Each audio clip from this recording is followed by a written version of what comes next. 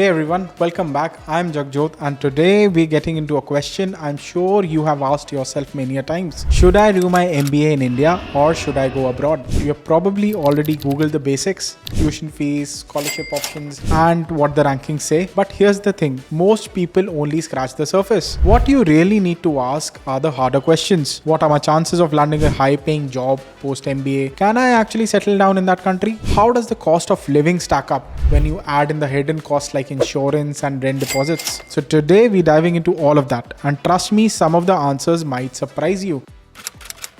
Let's start with the cost. Everyone compares tuition fees, but very few talk about the actual cost of studying abroad. It's not just about tuition. It's about expenses, rent, insurance, and all the little costs that add up. Now you might be thinking, wow, an MBA in Germany for 10 to 16 lakhs? That's a steal.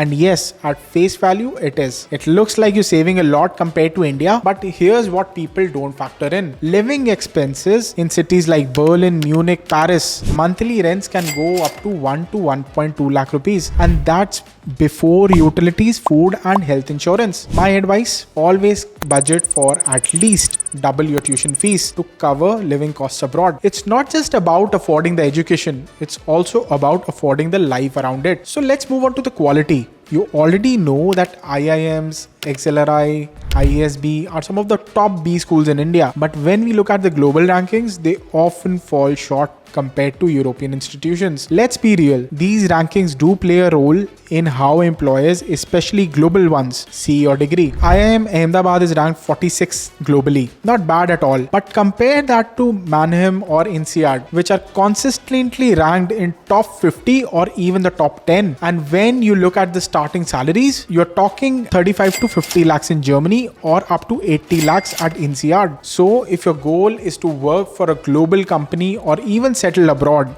yes, rankings do matter. Employers will look at the brand name of your school, especially in competitive fields like finance and consulting. Now let's talk about one of the biggest challenges, that's visas. Could be post-study work visas or permanent settlement visa. This is something Indian students don't need to worry about when studying in India. But if you're planning to stay abroad after your MBA, navigating the visa system is crucial. Germany gives you an 18-month job search visa after your MBA, but here's the catch. Your job must match your degree. So if you're planning to pivot industries, it's not going to be easy. In France, while you get a 5-year Schengen visa, high taxes on hiring foreign employees can make it harder for companies to sponsor you. So if you're thinking of staying abroad long term, plan your career path carefully. Look at which industries are actually hiring foreign graduates in that country. It's not enough to just land any job. You need one that will also support your visa. Now let's talk about the return on investment or ROI. Sure, salaries abroad are higher, but how fast you can pay back what you've spent on your education. In India, your MBA might cost you between 20 to 40 lakh rupees from a good institute, but with an average starting salary of 20 to 30 lakhs, it could take around 4 to 6 years to break even. Now compare that to Germany, where even a low-cost MBA gives you a salary of 35 to 50 lakh rupees. You're paying off the debt in just 1 to 2 years. But remember, ROI isn't just about salary. It's also about how much you need to spend on living expenses, taxes, and healthcare while you're abroad. So factor in everything before making your decision. One of the biggest selling points for studying in Europe is the idea of a great work-life balance. You've probably heard about the famous 35-hour work weeks in France or the paid vacations in Germany, right? But before you get carried away, let's dig a little deeper.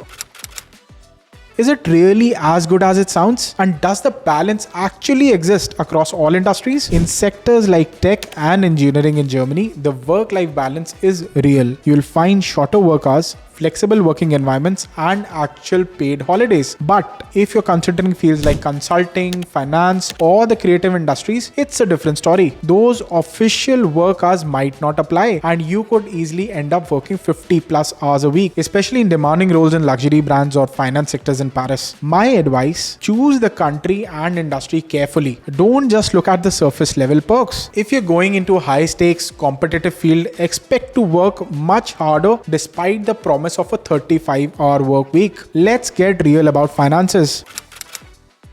One of the biggest mistakes students make is only budgeting for tuition. There's so much more to it, especially in Europe. The cost of living in major cities can catch you off guard. For example, in Germany, rent in cities like Berlin or Munich can easily go up to 1 lakh rupees per month, and health insurance is another 90,000 annually. That's before you factored in utilities, food, and even things like public transport, which can add another 15 to 20,000 rupees per month. So always add at least 50% more to your tuition cost when budgeting for studying abroad. That's a rule of thumb for places like France and the Netherlands, where accommodation and health insurance can inflate your overall expenses quickly. Now let's talk about something that can actually save you some money: scholarships.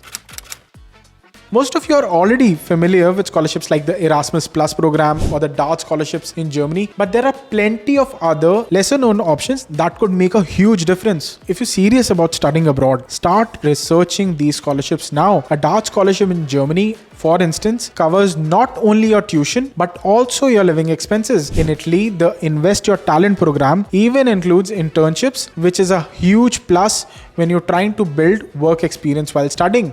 If this is something you're considering and you're not sure where to start, I've put together a free guide that breaks down scholarships for each country. The link is in the description below. Take a look and start applying early. Trust me, this could be the difference between affording your dream MBA or missing out. So we've covered a lot today: cost, visa issues, work-life balance, and how the ROI stacks up. So is an MBA abroad worth it compared to an MBA in India? Well, that depends on your goals. If you're someone who wants global exposure, is willing to navigate complex visa processes, and can handle the higher cost of living abroad, then Europe is a fantastic choice. The networking opportunities, quality of education, and long-term career growth can be far greater than in India. But if you're looking for a more straightforward path, one where you're not dealing with foreign bureaucracy, expensive housing, and visa headaches, then an MBA in India might be the right move. If you're ready to dive deeper into this journey, hit that like button and subscribe for more insights. And as always, check out the description for links to resources that can help you plan your MBA abroad. I'm here to guide you every step of the way. So thanks for joining me today.